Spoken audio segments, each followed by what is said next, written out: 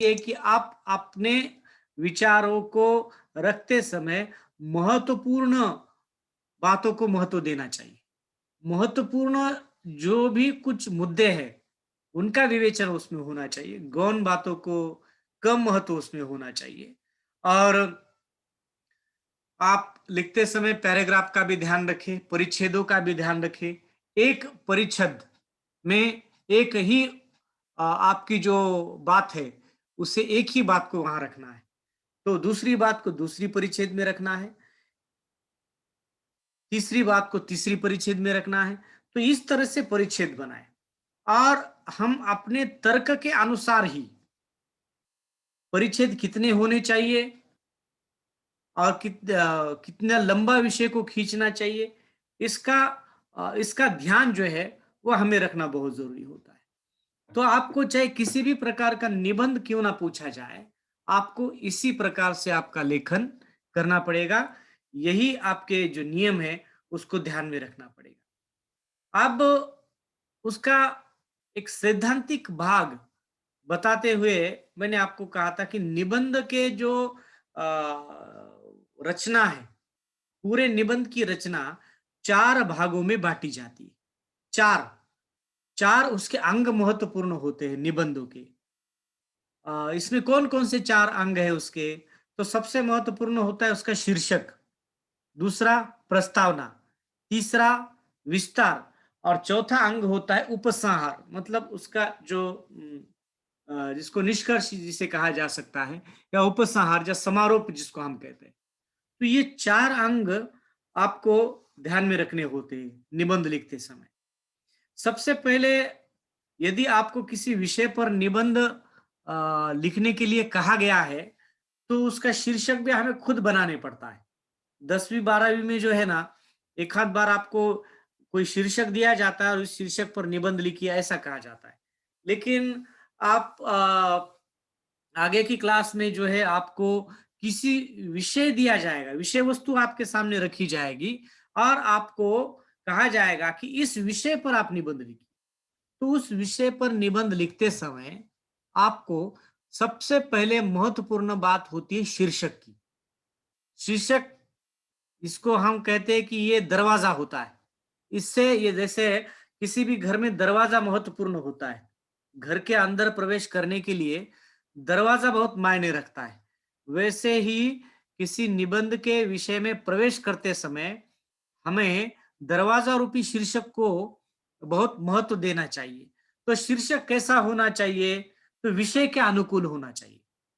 जैसा विषय आपको दिया गया है, कोई राजनीतिक विषय दिया गया हो, कोई सामाजिक या वैज्ञानिक विषय दिया गया हो, या मान लीजिएगा समसामयिक समस्या को लेकर आपको विषय दिया गया हो, तो ऐसे विषय का चयन करते समय आपका जो शीर्षक है निबंध का, वो आकर्षक होना बहुत जरूरी है।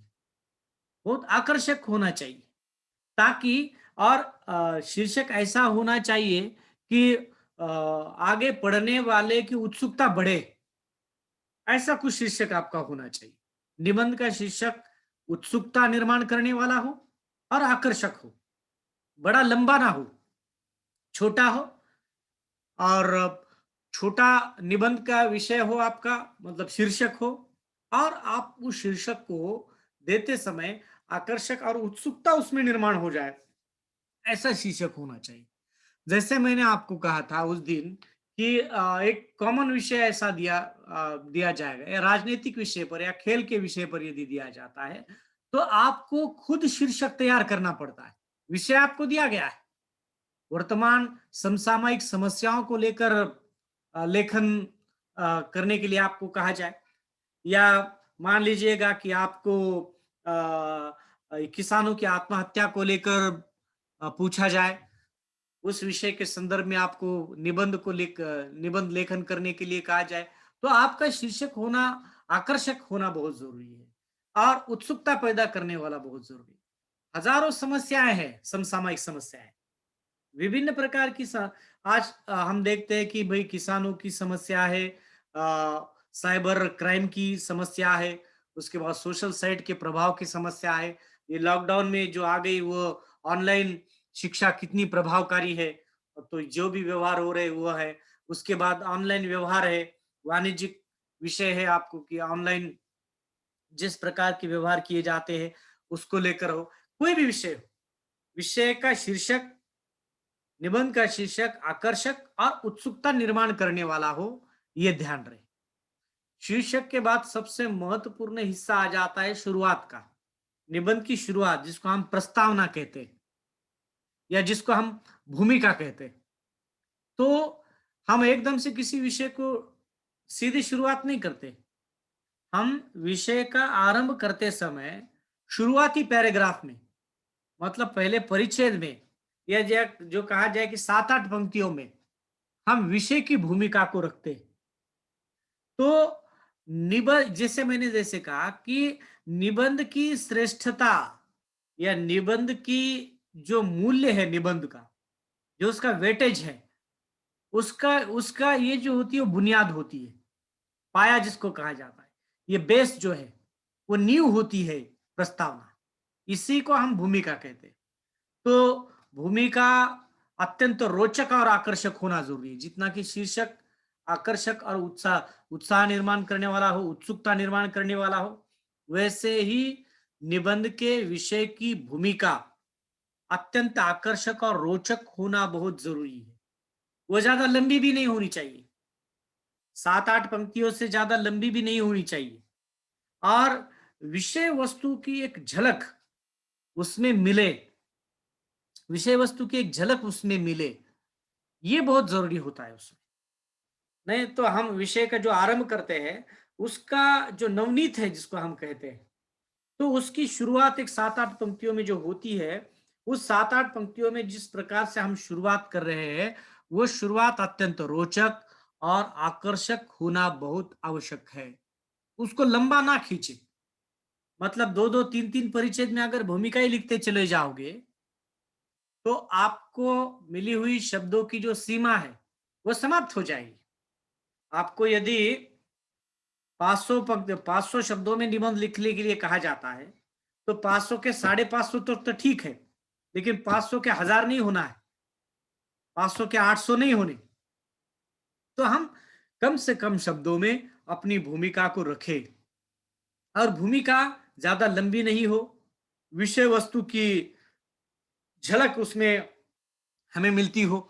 विषय वस्तु, जिस विषय को लेकर निबंध लिखा जा रहा है, उस विषय को हम पहले ही परिच्छेद को या भूमिका को समझने के पढ़ने के बाद समझे कि अरे इस विषय पर जो है वो निबंध इन्होंने लिखा है, या इस विषय पर जो है वो छात्र अपने विचारों को व्यक्त करने वाला है। तो शीर्षक के बाद उसकी प्रस्तावना अत्यंत श्रेष्ठ और उत्तम होना बहुत जरूरी है। इसे समय आप ले, इसलिए प्रैक्टिस की बहुत आवश्यकता होती है। देखिएगा, अभ्यास की बहुत आवश्यकता होती है। निबंध लेखन की प्रैक्टिस बहुत करनी पड़ती है। अलग अलग विषयों को लेकर जब हम अपने विचार रखते हैं, जब हम अलग अलग विषयों को लेकर निबंध लेखन करते हैं, तो हम प्रस्तावना उसकी कैसी करें, उसका शीर्षक कैसा हो, उसकी प्रैक्टिस किए बगैर हम लेखन नहीं कर पाएंगे। नहीं तो एकदम डायरेक्टली अगर आप निबंध लेखन करने जाओगे, तो होगा क्या, एक तो आप उसकी शुरुआत कैसे करनी है निबंध की आपको पता नहीं चलेगा। आप कभी आखिरी के विषय को पहले छेड़ देंगे, या जिस विषय का उल्लेख नहीं करना हो या गौण हो, ऐसे विषयों को पहले रखेंगे। तो ये आपका इसकी और आपका ध्यान होना बहुत जरूरी है कि परिपक्व रूप में उसकी प्रस्तावना, शीर्षक और प्रस्तावना के बाद जो तीसरा हिस्सा है निबंध का, मतलब पहला 1-1.5 परिच्छेद या 2 परिच्छेद होने के बाद हम विषय के मूल बात पर आ जाते हैं, जिसको हम कहते हैं कि विस्तार। अब आपके विषय का विस्तार यहां पर करना पड़ता है। तो यहीं पर दिए गए निबंध के विषय को हम विस्तार देते हैं, यही से विकास करते हैं। तो निबंध का ये सर्व प्रमुख अंश होता है, क्योंकि इसमें हमें निबंधों के निबंध अपने विषय को लेकर विश्लेषण करना होता है। इसलिए विचारों को रखते समय, मतलब निबंध का विषय विस्तार करते समय, ये ध्यान रखें कि विषय विस्तार अत्यंत संतुलित हो। उसका विषय विश्लेषण करते समय हम अपने खुद के विचार उसमें रखने जाते हैं, इसलिए वो संतुलित और अपना दृष्टिकोण उसमें हमें देखने के लिए मिलता है। जो जांचने वाला होता है, जो परीक्षक होता है, उस परीक्षक को आपका दृष्टिकोण उस विषय विस्तार में ही समझ में आ जाता है कि आप किस प्रकार इस विषय की ओर देखते हैं। आप किस प्रकार इस विषय को आपने समझा है, किस प्रकार इस विषय का आप विश्लेषण आप कर रहे हैं, इस रूप में आपका दृष्टिकोण पता चल जाता है। तो इसलिए विषय का विस्तार अत्यंत संतुलित, अत्यंत जिसे कहा जाए कि ये क्योंकि सर्वप्रमुख अंश है निबंधों का, तो विस्तार करते समय एक एक करके विचारों को ले और एक एक परिच्छेद में एक एक विचारों को रखें। आप मैंने कहा कि पहले आप थोड़ा सा चिंतन कीजिए जिस विषय को लेकर आपको निबंध लेखन करने के लिए कहा जाता है, रफली कोई राजनीतिक हो, साहित्यिक हो, समसामयिक समस्याओं को लेकर हो, किसी एक समस्या को लेकर आप हजारों पन्ने लिख सकते हैं, लेकिन आपको यहाँ पर इतने पन्ने लिखने नहीं है। बड़ी कसौटी हमारी तब होती है जब हमें व्यापक विषय को बहुत संक्षेप में लिखना होता है। तो ये हमारे लेखन की कसौटी है। ये आपका आपका स्किल है कि आप एक बड़े और व्यापक विषय को किस रूप में अत्यंत संक्षेप में रखते हैं। तो ये संक्षेप में और संक्षिप्त रूप में व्यक्त करने की अभिव्यक्ति कला आप में प्रैक्टिस के जरिए ही निर्माण हो सकती है। आप जितना अधिक उसकी प्रैक्टिस करते चले जाओगे, उतना अधिक आप जो है उस का लेखन आप ढंग से कर पाओगे। तो एक विचार को एक पैराग्राफ में, दूसरे विचार को दूसरे पैराग्राफ में, इस तरह से हम विषय को विस्तार देते चले।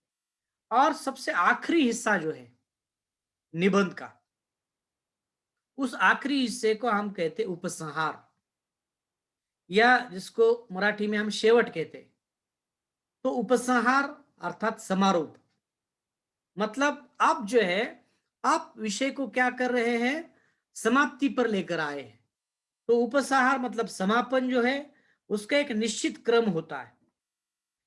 हम जो लेखन करता है निबंध लेखक, उसके दृष्टिकोण को प्रस्तुत करता है, उसमें उपदेश की बात करता है और दूसरे के विचारों को या कविता के माध्यम से भी समाप्त किया जा सकता है या किसी शेर के माध्यम से भी समाप्त किया जा सकता है, या उस निष्कर्ष पर हम पहुंच जाते हैं विषय के।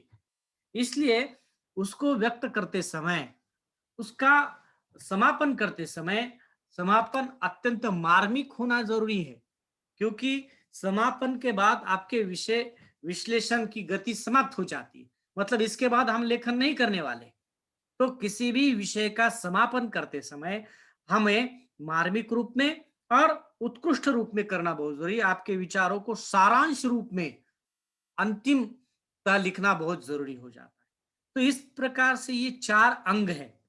पहला है शीर्षक, आकर्षक होना चाहिए और विषय के अनुकूल होना चाहिए और पढ़ने वाले की उत्सुकता बढ़े, पढ़ने वाला मजबूर हो जाए उस शीर्षक को पढ़कर कि अरे इसमें क्या लिखा है, मैं थोड़ा पढ़ूं तो मुझे थोड़ा पढ़ना होगा, या उसमें उस विषय के प्रति वह आकर्षित हो जाए। तो ऐसा आकर्षक शीर्षक उसमें होना बहुत जरूरी है। दूसरा, उसकी प्रस्तावना, विषय का जैसे मैंने कहा कि ये आरंभ जो होता है वह बुनियाद होती है, किसी विषय को रखने की नींव होती है ये प्रस्तावना। इसलिए आपकी प्रस्तावना अत्यंत रोचक और आकर्षक होना बहुत जरूरी है। रोचक और आकर्षक प्रस्तावना को रखें, आपके संपूर्ण विषय विश्लेषण की झलक हमें उसमें मिल जाए, ऐसी उसकी प्रस्तावना आपको करनी चाहिए निबंध की। और ज्यादा लंबी भी नहीं होना चाहिए आपकी प्रस्तावना या भूमिका, बहुत लंबी नहीं होनी चाहिए। विषय विस्तार उसके बाद उसका तीसरा अंग है। तो विषय विस्तार को देते समय ये महत्वपूर्ण अंश है निबंध का, जैसे मैंने कहा। तो यही से आपके विषय के विचारों को हम विकास करते हैं। एक उसका निश्चित क्रम निर्धारित करें और उसके अनुसार विषय को विस्तार देते चले जाएं। आप 3 या 4 परिच्छेद में 3 या 4 परिच्छेद में आप विषय को विश्लेषित करें। इसलिए आप पहले रफली चिंतन करें कि हमें कौन-कौन से विचार इसमें रखने हैं। नोट डाउन करें कि इसमें मुझे 4 ही विचार रखने हैं। उसमें कौन-कौन से उदाहरण देने हैं, वो भी आप ध्यान रखें कि इसमें ये उदाहरण आपको देने हैं। और वही उदाहरण आप दें और एक परिच्छेद में एक उदाहरण आप दे सकते हैं, किसी का उद्धरण हम दे सकते हैं। मतलब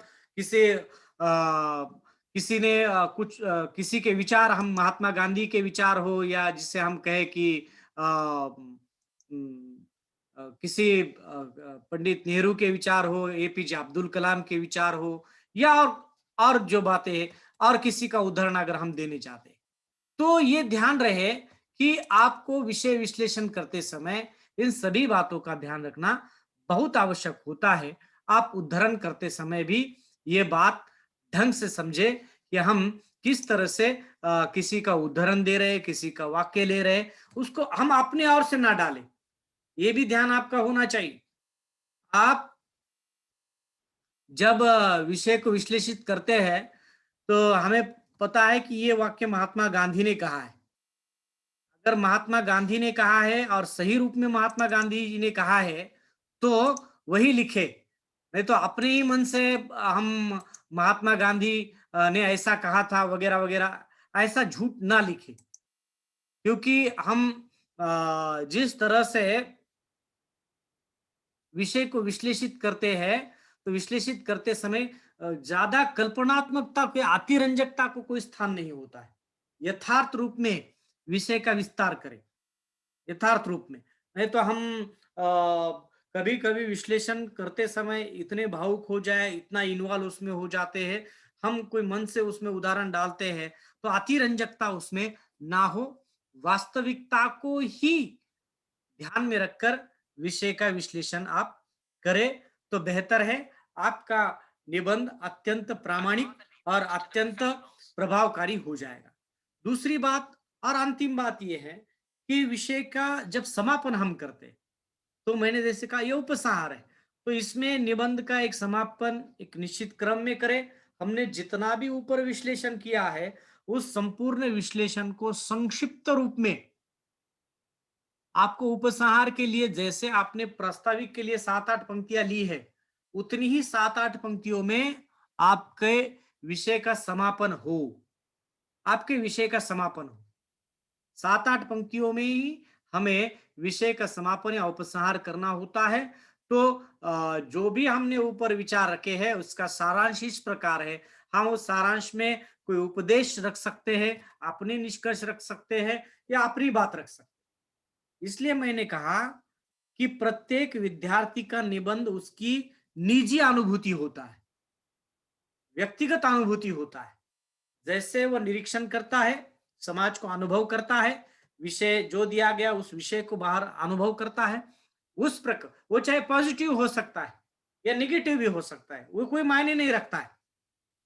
आपको ऐसा अपेक्षित नहीं रखा गया है कि आप उसमें उसके संदर्भ में पॉजिटिव ही लिखे। आपको इस प्रकार से भी अपेक्षित नहीं है कि निगेटिव भी लिखे। दोनों का संतुलन होना जरूरी है। जहां किसी विषय की अ, जहां किसी विषय की सकारात्मक अगर कोई साइड हो, तो हो सकता है कुछ बातें उसकी नकारात्मक भी हो। तो सकारात्मक और नकारात्मक दोनों प्रकार की बात रखे, लेकिन आप व्यक्तिगत रूप में जिस पक्ष में है, मतलब अगर आप व्यक्तिगत रूप में किसी विषय के सकारात्मक पक्ष में हो, तो सकारात्मक ही उसका विवेचन करें और नकारात्मक विवेचन को केवल संकेत भर में उसमें कर दे, केवल संकेत रूप में उसमें कर दे। अगर जैसे मैं आपको कहता हूं कि जो सोशल साइट से या सोशल नेटवर्किंग साइट से, फेसबुक हो, ट्विटर हो या जो भी है, व्हाट्सएप वगैरह, उसमें आप सकारात्मक बाजू में ज्यादा है कि उसका समाज को फायदा होता है, इस तकनीकी का, इस टेक्नोलॉजी का विद्यार्थियों को फायदा होता है, इंफॉर्मेशन के लिए फायदा होता है, नॉलेज को स्प्रेड करने में फायदा होता है, या किसी भी घटना को समझने के लिए हम तुरंत रूप में हम सोशल साइट्स का उपयोग करते हैं, जिससे कि हम सतर्क हो जाते हैं। ऐसा कुछ सकारात्मक आप अगर ज़्यादा सोचते हैं, तो सकारात्मक उसे लिखिए। पूरा की पूरा नेगेटिव, हाँ, उसके कुछ नकारात्मक बाजू है उसकी, लेकिन इसका मतलब ये नहीं कि पूरे के पूरे नेगेटिव विचार हम उसमें रखें। दोनों का संतुलन होना बहुत ज़रूरी है। क्योंकि किसी भी विषय को 2 पक्ष तो होते ही हैं। सकारात्मक भी होते हैं और नकारात्मक भी होते हैं। किसी भी समस्या को अगर हम भ्रूण हत्या को लेकर देखते हैं, या हम अ जिसे सीरियल किलिंग जिसको कहा जाता है, उसके संदर्भ में देखते हैं, या मानो पारिवारिक हिंसाचार, इसके रूप में भी हम अगर विचार व्यक्त करते हैं, या मान लीजिएगा कि और भी ऐसे विषय हज़ारों विषय हम रख सकते हैं, जिसकी 2 बाजुएँ होती है, सकारात्मक भी होती है और नकारात्मक भी होती है। आप सकारात्मक हिस्से में ज़्यादा है, तो आप सकारात्मक रूप में उसे लिखें, और नकारात्मक उसकी जो हिस्सा है, उसका संकेत भर कर दें, केवल संकेत कर दें, और ज़्यादा से ज़्यादा पॉज़िटिव रहे। किसी भी निबंध या किसी भी विषय का विश्लेषण करते समय, तो हम अधिक प्रभावकारी रूप में हम अपने विषय को व्यक्त कर पाते, विचार व्यक्त कर पाते। तो ये 4 हिस्से आप निबंध का लेखन करते समय ध्यान रखें। एक शीर्षक, दूसरा प्रस्तावना, या जिसको हम भूमिका कहते हैं, भूमिका, विषय का विस्तार और उसका उपसंहार। ये बहुत आवश्यक चीजें होती, देखिएगा। ये केवल निबंध को लेकर ही नहीं, आप अपने प्रश्नों के उत्तर को लिखते समय भी ये बात ध्यान रखें। कोई भी प्रश्न आपको पूछा गया है, तो आप उसका विश्लेषण करते समय उसकी शुरुआत, उसका विस्तार और उसका आखिर, उसका समारोह या समापन या उपसंहार करते समय हम ढंग से करें।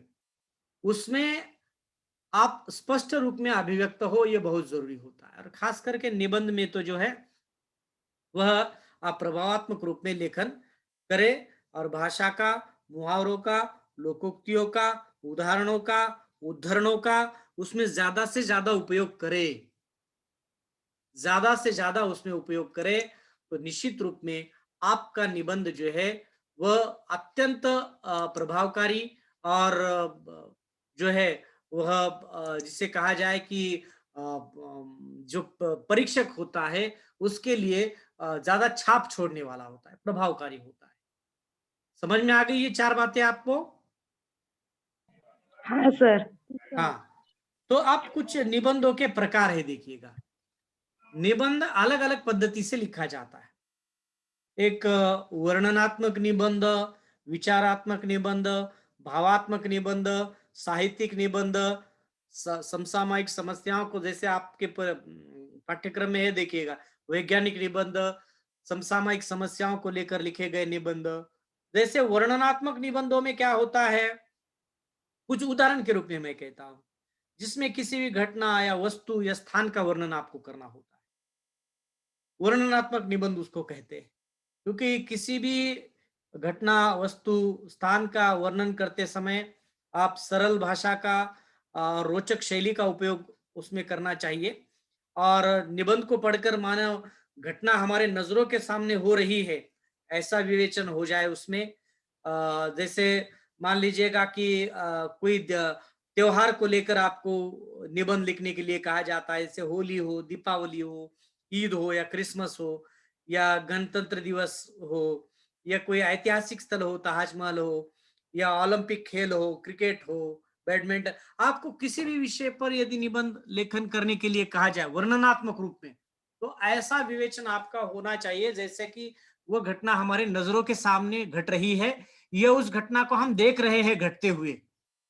तो ऐसा ओजस्वी और सरल भाषा में वर्णन उस घटना का करें, उसको हम वर्णनात्मक निबंध कहते हैं। विचारात्मक निबंधों में चिंतन प्रधान निबंध होते हैं ये।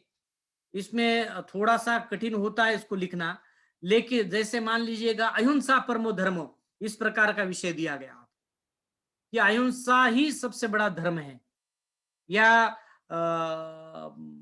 कोई सामाजिक समस्या को लेकर दिया गया, अछूत उद्धार को लेकर दिया गया, विधवा विवाह को लेकर दिया गया, या जैसे मानो कि ये नई नाजुक विषय है कि लिव इन रिलेशनशिप, इस नए विषय को लेकर आपको लेखन करने के लिए कहा गया। तो इन नाजुक विषय पर बहुत चिंतन करके लिखना पड़ता है। तो आपके विचार, आपके निजी विचार उसमें अभिव्यक्त होते हैं। उस दृष्टिकोण से आपको यहाँ वर्णन करने से कोई मतलब नहीं, कोई घटना नहीं है ये कि किसकी वर्णन करें। इस पर चिंतनात्मक रूप में आपके विचार रखने बहुत आवश्यक होते हैं। चिंतनात्मक रूप में इसमें आप अ विचार आपको रखने होते हैं। जैसे आपको किसी राष्ट्रीय एकता को लेकर आपको निबंध लिखने के लिए कहा जाए, या किसी दार्शनिक विषय को, मतलब फिलोसात्मक रूप में या दार्शनिक रूप में किसी विचार को लेकर आपको कोई विषय दिया जाता है, तो उस पर आप चिंतन करके आपको लेखन करना बहुत ज़रूरी हो जाता है। उसी प्रकार भावात्मक निबंध होते हैं, जिसे भावना प्रदान भी कहते हैं निबंध। जैसे आपको कुछ विषय अपने सपनों के बारे में दिया जाता है। मान लीजिएगा कि सिर्फ विषय दिया गया है कि मेरे सपने, फिर आपको थोड़ा चिंतन करके लिखना होगा, मेरे सपने, इसका मतलब किस विषय को लेकर विश्लेषण करना है?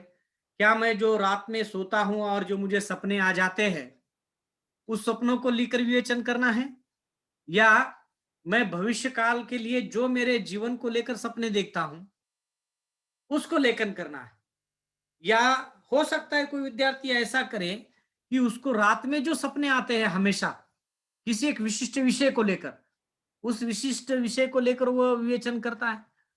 तो आप अपने-अपने दृष्टिकोण से भावात्मक रूप में ये निबंध को आप लिखते हैं। इसमें कल्पनात्मकता को ज़्यादा स्पेस होता है। देखिए, आपको कल्पना करना बहुत आवश्यक होता है। जैसे मैं प्रधानमंत्री बन गया तो, या मान लीजिएगा कि अ अ, कोई जिसको कहा जाए कि जोकर होता है, तो जोकर की आत्मकथा आपको कहा जाए कि जोकर की आत्मकथा, मैं एक जोकर हूँ, ऐसा कहा जाए, तो उसको लेकर, या मैं प्रधानमंत्री हूँ, मैं एक वैज्ञानिक हूँ, मैं एक वैज्ञानिक हूँ, इसको लेकर आप, कोरोना जैसी महामारी अब आ गई है, तो बहुत से विषय कोरोना को लेकर भी होते, उसमें भावात्मक रूप में जैसे होता है, कोरोना में हुई एक मौत। अब जैसे हमने देखा कि जिस रूप में पारिवारिक रूप में रिश्तेदारी को हमारे समझ में आ गई कि परिवार एक है, हमारी ज़रूरतें बहुत कम है। हम कोरोना काल में हमने देखा कि अगर किसी को कोरोना हो जाता है, मान लीजिएगा अपने पिता को हुआ, बच्चे को हुआ, तो माँ उसके पास जा नहीं पाती है, या मौत भी हो जाती है उसमें उनकी, तो कोई उनके आस-पास भी नहीं जा पाता है। तो रिश्तेदारी आप, तो रिश्तों का महत्व और मूल्य कैसे समझ में आ गया है। तो कोरोना में हुई एक मौत, या कोरोना की सीख क्या है? इस विषय को भी लेकर आप भावात्मक रूप में निबंध लिख सकते हैं। इसलिए आपको कल्पनात्मक रूप में कोई दृश्य निर्माण करना होगा और वैसा लेखन करना होगा। तो वैसे भी है। कोई साहित्यिक निबंध होता है, देखिएगा, इसमें किसी साहित्यकार या साहित्यिक विषय को लेकर आपको लिखने के लिए कहा जाता है। मान लीजिएगा कोई साहित्यिक हो, जैसे प्रेमचंद हो, तुलसीदास हो, इसको लेकर आपको कहा जाए कि आप लेखन करो। तो आपको लिखना होता है, या आपको कविता को लेकर लेखन करने के लिए कहा जाए, ललित निबंध को लेकर लेखन करने के लिए कहा जाए, तो इसमें काव्यात्मक और रसात्मक और अलंकारिक भाषा का प्रयोग, आपको जैसा विषय वैसी भाषा, वैज्ञानिक विषय को लेकर लेखन करने के लिए कहा जाए, तो आपकी भाषा अत्यंत वस्तुनिष्ठ होनी चाहिए, वैज्ञानिक होनी चाहिए। जो वैज्ञानिक टर्मिनोलॉजी है, उसमें जो जी शब्द है, वो सभी शब्द उसमें आना बहुत जरूरी है। तो ये भी आपको ध्यान रखना पड़ता है। वैज्ञानिक विषय को लेकर, समसामयिक विषय को लेकर आपको निबंध लेखन करने के लिए कहा जाए, तो समसामयिक विषय को आपको समझना पड़ता है, कौन-कौन सी समस्याएँ हैं, हज़ारों समस्याएँ हैं, उनमें से किसी एक समस्या को लेकर आपको लेखन करने के लिए कहा जाए, तो उस समस्या के बारे में आप जितना जानते हो, उस समस्या को लेकर आप विश्लेषित करें। तो साहित्यिक, समसामयिक या सामाजिक विषय, कोई भी सामाजिक विषय आपको लेखन करने के लिए कहा जाए, तो सामाजिक या स्त्री की सुरक्षितता को लेकर यदि कहा जाए, तो ऑनर किलिंग जैसा विषय है, जैसे मैंने कहा कि किसी पारिवारिक रूप में भी आप, आजकल परिवार के लोग एक-दूसरे का हत्याएँ ज़्यादातर हो रही है, उन हत्याओं को लेकर एक सामाजिक विषय को लेकर आपको लेखन करने के लिए कहा जाए। तो आपको ध्यान रखना पड़ता है इन सभी बातों का। तो वर्णनात्मक निबंध हो, भावनात्मक निबंध हो, साहित्यिक निबंध हो, वैज्ञानिक निबंध हो, सामाजिक निबंध हो, तो ऐसे निबंधों के अलग अलग विषय आपको दिए जाते हैं। उन अलग अलग विषय को लेकर हम विषय के अनुकूल उसका वर्णन करें, तो ये सबसे महत्वपूर्ण बात आपकी होती। ये मेरा विश्लेषण आपको सब समझ में आ गया? हाँ सर। अच्छा, कोई प्रॉब्लम हो तो मुझे पूछ लीजिएगा, कोई शंका हो इसके संदर्भ में तो।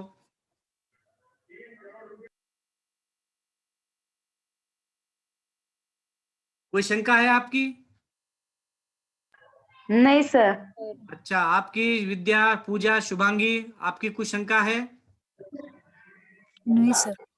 अच्छा, ठीक से समझ में आ गया नहीं? हाँ, ये ये हमारा जो चैप्टर था वो केवल परिचयात्मक रूप में था। इसको आपने ढंग से समझा होगा। अभी ये पूरा जो है प्रयोजन मूलक हिंदी का जो हमारा हिस्सा था, मतलब जो 50% हिस्सा था हमारा, 50% पाठ्यक्रम का, वो पूरा हो चुका है हमारा। आप कभी भी मुझे भाषा को लेकर, भाषा कौशल को लेकर, भाषा के स्वरूप को लेकर, विशेषताओं को लेकर, वाणिज्य और व्यापार की भाषा, कोई भी शंका हो कभी भी, तो आप मुझे पूछ सकते हैं। ठीक है? Okay sir. अभी समय मेरा समाप्त हो गया है। मैं आपको कुछ होमवर्क भी दूंगा, टाइप करके आपको व्हाट्सएप पर भेज दूंगा। आप उसको तैयार करके जैसे भी हो मेरे तक पहुंचा सकते हैं, व्हाट्सएप के जरिए या प्रत्यक्ष आकर भी। मैं कुछ ऐसे प्रश्न निकाल कर आपको दे दूंगा। और आने वाले लेक्चर से हम जो हमारे विभिन्न प्रकार के साहित्यिक विधाएं हैं, उन विधाओं को शुरुआत करेंगे। ठीक है? Okay sir. ठीक है। अभी मेरा समय यहाँ समाप्त हो गया है, और हम आने वाले लेक्चर में आने वाले गुरुवार के दिन मिलेंगे। आप सभी का बहुत बहुत धन्यवाद। गुड नाइट सबको। Thank you sir. Good night. Same to you.